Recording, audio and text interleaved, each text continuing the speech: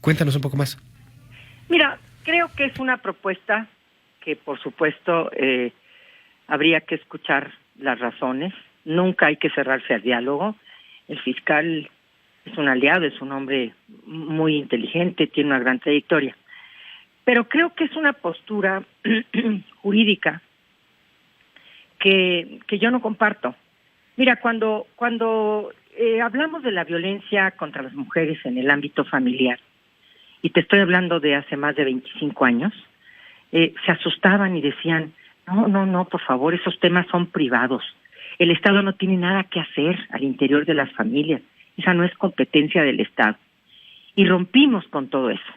Les demostramos que sí era responsabilidad del Estado cuando una madre está violentando a sus hijos, cuando un padre viola a su hija, cuando un hermano está abusando sexualmente de sus hermanas, y hasta que tuvieron testimonios y se dieron cuenta que estaban absolutamente colocados y ciegos en cuanto a lo que estaba pasando en el ámbito familiar, reconocieron que había que hablar de la violencia y que había que defenderla, atenderla, prevenirla y sancionarla.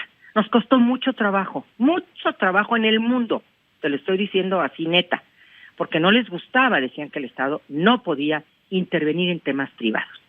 Pero después dijimos, no podemos seguir hablando nada más de la violencia familiar, hay más violencias, hay violencia económica, hay violencia en la calle, pero además hay violencia en la escuela y tipos de violencia, la física, la sexual, la patrimonial. Y también hablamos de esta violencia que no solamente tiene la intención de amenazar, de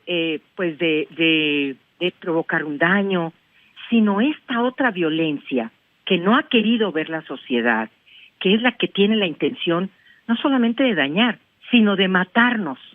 ¿Por qué? Porque somos mujeres.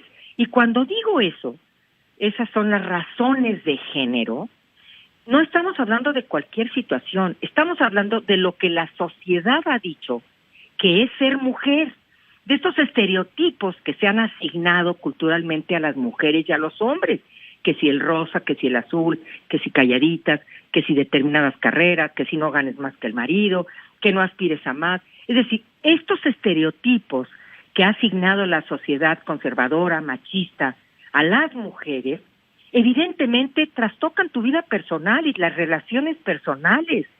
Esta diferencia sexual, que es la única diferencia que tenemos entre hombres y mujeres, se ha derivado en una diferencia social, en una diferencia de trato, Luis, y por lo tanto en las oportunidades no hemos sido tratadas igual. La Constitución tiene la obligación de respetar, proteger y garantizar el derecho a la igualdad, a la no discriminación.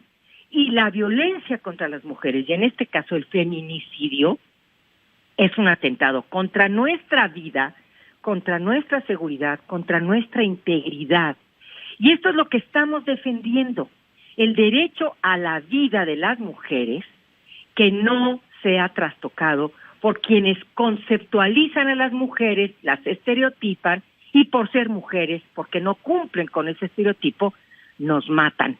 Esa es la razón por la que no queremos dar un paso atrás en lo que están proponiendo de reclasificar el feminicidio como homicidio doloso. Es muy y complicado por eso Perdón que te interrumpa, Malú, para todo nuestro auditorio es a veces complicado todavía para la mayor parte de la población, no solamente en México, en el mundo, tienes razón, esto es un movimiento mundial, esto se ha generado desde hace mucho tiempo, pero entender inclusive el feminicidio, por ahí llegaron a decir, bueno, pues entonces cualquier asesinato de mujer va a ser feminicidio, y no, tampoco es así, cuesta mucho trabajo entenderlo de pronto, a mí lo comentamos y lo hemos platicado en algunas ocasiones, no es lo mismo, por ejemplo, que uno vaya caminando en la calle y a lo mejor como hombre te pueden asaltar y probablemente te puedan matar por ese asalto. Claro. Pero es muy probable que una mujer va caminando y te quiere violar y después Luis, te van a matar. O sea, Luis, es ¿por qué? Pues porque eres mujer. O sea, es bien difícil entenderlo ahí. ¿Podrías darnos una luz en ese sentido? ¿Por qué feminicidio? ¿Por qué no homicidio? Mira, cuando quisimos y tuvimos todo un diálogo con procuradores de justicia, les dijimos que con expertos constitucionalistas, con penalistas, les dijimos que queríamos tipificar el feminicidio. Y lo único que nos pidieron fue, tienen razón, pero con elementos objetivos, con elementos que acrediten que eso es un feminicidio. ¿Y cómo quedó en la Ciudad de México, por ejemplo, cómo quedó tipificado el feminicidio? Dice, comete el delito de feminicidio quien atente contra la vida de una mujer en razón de género. Punto. Son razones de género las siguientes. Primera, que el cuerpo esté arrojado en la vía pública.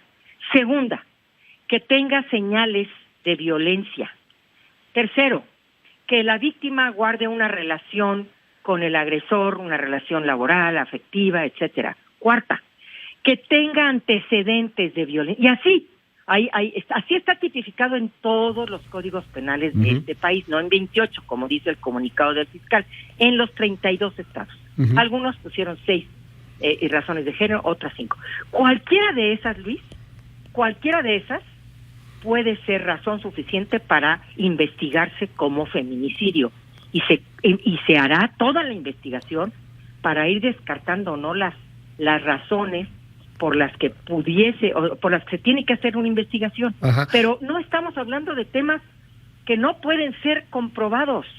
Estamos hablando de cosas clarísimas, una violación, que tenga semen en el cuerpo, que tenga rasgos de violencia, que se acredite una relación laboral, afectiva, que esté arrojado en el cuerpo. Es decir, a lo mejor es más fácil entenderlo así para muchos, porque veo aquí gran cantidad de preguntas que hace el auditorio, de quejas también, de cosas ahí, porque es un tema sumamente polémico siempre, claro. Y de ahí quizás sea un poco más fácil. ¿Cómo no sería un feminicidio, por ejemplo? Por ejemplo, si entran a una casa a robar, ajá, y agarran parejo y matan a todo mundo. A ver, okay, ahí no hubo la intención ajá, de específica, exacto, o le roban la cartera en el metro, por Dios, ajá, por favor, y además la dañaron físicamente. O sea, eso no es un feminicidio, por exacto, favor. Estamos hablando en la intención. Que quede muy claro que lo que estamos hablando es de la vida de las mujeres, ajá, de su seguridad, de su integridad, de su dignidad, y además que tiene la intención de matar. Este novio que le dice a la novia, ¿cómo que ya no quieres andar conmigo? No quiero, porque además de que me estás acosando, de que no me dejas hablar con mis amigas, y además de que me lees mis mensajes en el teléfono, ya no quiero andar contigo. Pues no, sí, tienes que andar conmigo, no me puedes decir que no. Y entonces aquel la busca y le dice, es que no puede ser que tú no quieras terminar, y la mata. Es decir, ¿cómo que tú no puedes, tú tienes que decidir que no puedes andar conmigo? No, aquí el que manda soy yo. Esas son las cosas, y muchos hombres también, ajá, por celos y por muchas otras razones, que tenían una relación y que atentan contra su vida. ¿Por qué? Pues porque no les gustó que no cumpliera con ciertos estereotipos, o simple y sencillamente porque no cumplió específicamente con su labor de mujer, de esposa, lo que quieras. Eso es lo que nosotras consideramos que debe mantenerse como feminicidio, con estas agravantes. Y la diferencia en penas, Malú, una persona que termina siendo sentenciada por feminicidio tiene más años que una persona que termina sentenciada por homicidio. A nosotros nos parece que sí. Okay. Nosotros nos parece que sí, porque tiene muchos más agravantes, porque acuérdate que la violencia es hacia, es decir, ajá, está dirigida, Luis, hacia las mujeres. El agresor sabe perfectamente cómo está la víctima, dónde está la víctima, qué hora está la víctima, y además atenta contra su vida. Un crimen de odio, al final de cuentas, de alguna manera. Crimen de odio, pero fíjate lo que son las cosas. Nosotras poníamos, comete el delito de feminicidio quien, en razón de la desigualdad, ajá, atenta contra la vida. Y dijimos, no lo vamos a meter. Porque los procuradores nos dijeron, ¿y cómo carambas demuestro la desigualdad? Por favor, ayúdenme. Ajá. Y tenían razón. Sí. Entonces metamos elementos absolutamente objetivos. Ahora, ya dijo el presidente, no vamos a dar marcha atrás, adelante, seguimos con este tipo penal, pero de lo que nosotras no vamos a ceder es que no se especialice a ministerios públicos, a impartidores de justicia, porque por Dios, aquí en este país se especializa que si el tamaño de la bala, que si el número de la distancia, que si la pistola, caramba, entonces no se van a poder especializar ni destinar recursos para esto. Ahí sí no hay pretexto. El presidente de la República acaba de decirlo también hoy en la mañanera, ya lo dijo ayer, pero hoy lo reiteró, fue así. Pues, si te parece, lo escuchamos, por ahí tenemos el Sí, audio. claro. Perdón, Malú. Lo dijo en la mañanera del día de ayer, perdón, fue de la de ayer. Ahí lo tenemos. Sí. De quitar causales para feminicidios. Dijimos, no se mueve, porque si tenemos esta situación especial en la universidad y si se lleva a cabo una reforma aún siendo buena, se puede malinterpretar. Entonces, que las cosas queden como están. Que las cosas queden como están. Y también hace referencia a otro tema del cual me gustaría conocer tu opinión, Malú, el tema de la Universidad Nacional Autónoma de México. ¿Qué opinión te merece? Creo que la causa contra la violencia es una de las causas más, más dignas, que reivindican nuestro derecho a tener derechos y nuestro derecho a una vida libre de violencia. Y creo que la postura del rector de la UNAM y de un alto nivel, de un alto porcentaje de maestras, maestros y de estudiantes, es no a la violencia. Yo también diría no a la violencia. Creo que las demandas son legítimas y los grupos que se sentaron y dijeron, estas son nuestras demandas, como lo hicieron en Guanajuato, que fue histórico eso en Guanajuato. Increíble, Yo creo y que con gran dignidad. Hay que resolverlas. Claro que sí, ya las estudiantes están hasta el queque, hasta el gorro de ser acosadas sexualmente en los pasillos por los profesores, por sus compañeros. Está bien que se atiendan sin violencia.